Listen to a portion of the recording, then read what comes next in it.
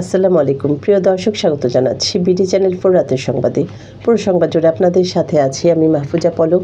শুরুতে জানিয়ে দিচ্ছি আলমগীর হোসেন সিটি সংবাদ শিরোনাম।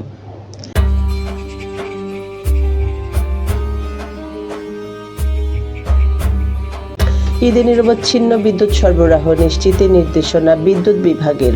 অষ্টগ্রামে অল ওয়েদার রোডে পিকআপ মোটরসাইকেল সংঘর্ষে একমাত্র সন্তানসহ স্বামী স্ত্রী নিহত। শিশু রামেসা হত্যা ও নারী নির্যাতনের প্রতিবাদে অষ্টগ্রামে মানববন্ধন। পাকুন্দিয়ায় জুলাই যোদ্ধা শহীদ সিফাতুল্লাহর পরিবারের সাথে জামায়াতের জেলা আমিরের সাক্ষাৎ। ঈদে ছোট কাকুর নতুন অভিযান, কিশোরগঞ্জের কিশোর দল। 15 বছরের মধ্যে ইসরায়েলের আর অস্তিত্ব থাকবে না, আয়াতুল্লাহ খামেনি। দেশ ছেড়েছে নারী দলের দ্বিতীয় বহর। এবার সিটিলে বিস্তারিত সংবাদ।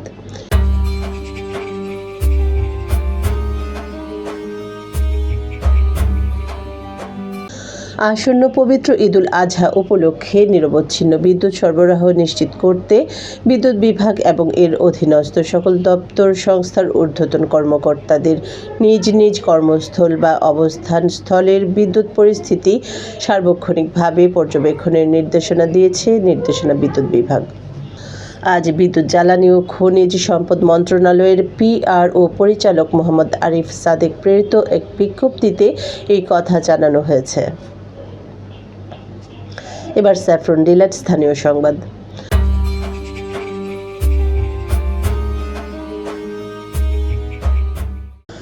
কিশোরগঞ্জের অষ্টগ্রামে পিকআপ ও মোটরসাইকেলের মুখোমুখি সংঘর্ষে মোটরসাইকেলে থাকা শিশু সন্তানসহ স্বামী স্ত্রী নিহত হয়েছেন। মর্মান্তিক দুর্ঘটনায় ঘটনাস্থলেই তাদের মৃত্যু হয়।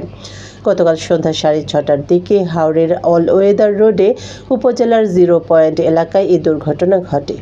নিহতরা হলেন মিঠামইন উপজেলার মহিষারকান্দি এলাকার মোহাম্মদ মনির হোসেন, তার স্ত্রী মোসাম্মদ মুন্নিয়া আক্তার এবং তাদের একমাত্র সন্তান মোহাম্মদ আয়াত হোসেন। শিশু রামেসা হত্যা এবং দেশবাসী নারী নির্যাতন, খুন, ধর্ষণের ঘটনায় দোষীদের দৃষ্টান্তমূলক শাস্তি, ন্যায় বিচার ও নারী নিরাপত্তা নিশ্চিতের দাবিতে কিশোরগঞ্জের অষ্টগ্রামে প্রতিবাদ ও মানববন্ধন অনুষ্ঠিত হয়েছে। আজ সকাল 10:30টায় অষ্টগ্রাম উপজেলা পরিষদের ডিসি রোডের সামনে অষ্টগ্রাম উপজেলা সচেতন নাগরিক সমাজের উদ্যোগে এই প্রতিবাদ ও মানববন্ধনের আয়োজন করা হয়। পাকুন্দিয়া জুলাই যোদ্ধা শহীদ সিফাতুল্লাহর পরিবারের সাথে দেখা করে তাদের খোঁজ খবর নিয়েছেন বাংলাদেশ জামায়াতে ইসলামীর কেন্দ্রীয় মজলিসের শুরা সদস্য ও জেলা আমির অধ্যাপক মোহাম্মদ রমজান আলীর নেতৃত্বে একটি প্রতিনিধি দল। আজ সকালে জামায়াতের প্রতিনিধি দলটি শহীদ সিফাতুল্লাহর বাড়িতে গিয়ে শহীদ পরিবারের কাছে ঈদ উপহার হস্তান্তর করে। এবার বেলিফুল ক্যাফে এন্ড রেস্টুরেন্ট বিনোদন সংবাদ।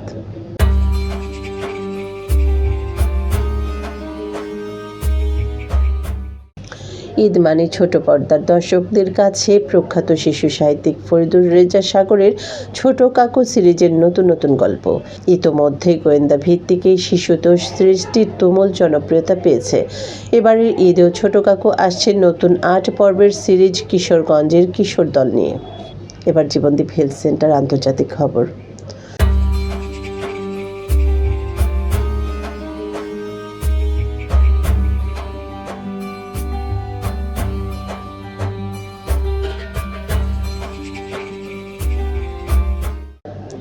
ইরানের সর্বোচ্চ নেতা আয়াতুল্লাহ মুজতবা খামেনি বলেছেন, আগামী 15 বছরের মধ্যে ইসরায়েলের আর অস্তিত্ব থাকবে না।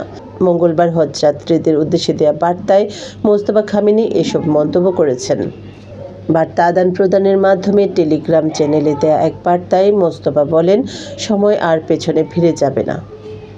এবার জাপান এডুকেশন বিডি খেলার খবর।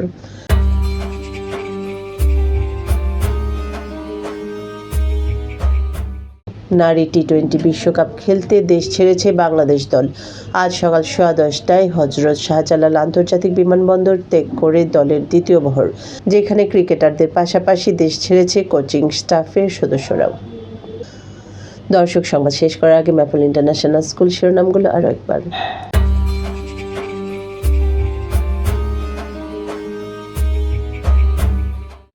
ঈদে নিরবচ্ছিন্ন বিদ্যুৎ সরবরাহ নিশ্চিতে নির্দেশনা বিদ্যুৎ বিভাগের।